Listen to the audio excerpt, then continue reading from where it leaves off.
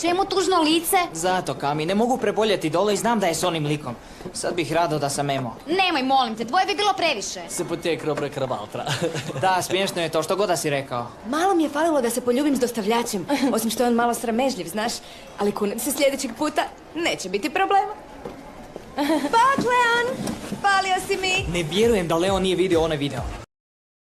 Pa svi su vidjeli. Može biti da su ga vidjeli, samo se pretvaraju da nisu. Može biti. Žalosno je koliko laži vlada ovdje. Leon, zašto oni bulje u nas?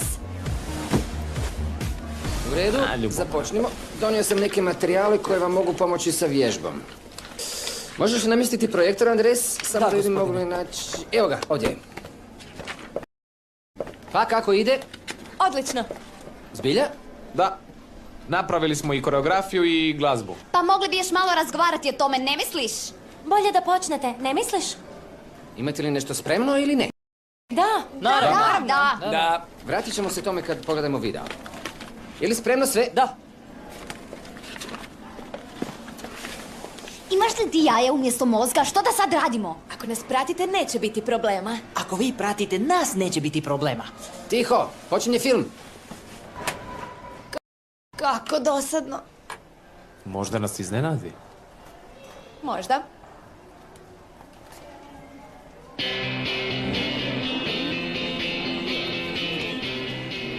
Kako ti kažeš Ludmila je o nevolji na tvom jeziku? Ludmila, šta je ovo? Bilo tko, pomozite mi da ovo isključim, molim vas. Ovo nije Ne znam kao što što ne valja. izgleda. Ja sam samo...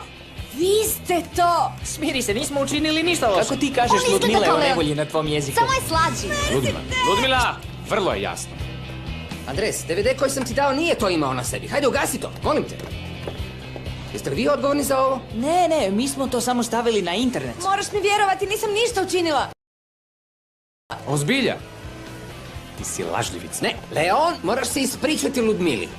Zašto bi? Za mene ona ne postoji. Leon!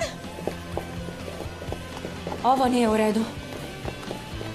Staviti tako nešto na internet? Dečko, to nije u redu. Misliš da smo pretjerali? Da, barem nismo ti koji rješavaju stvari nasiljem. Sad si opet hipi? Vidjet ćemo, ne znam.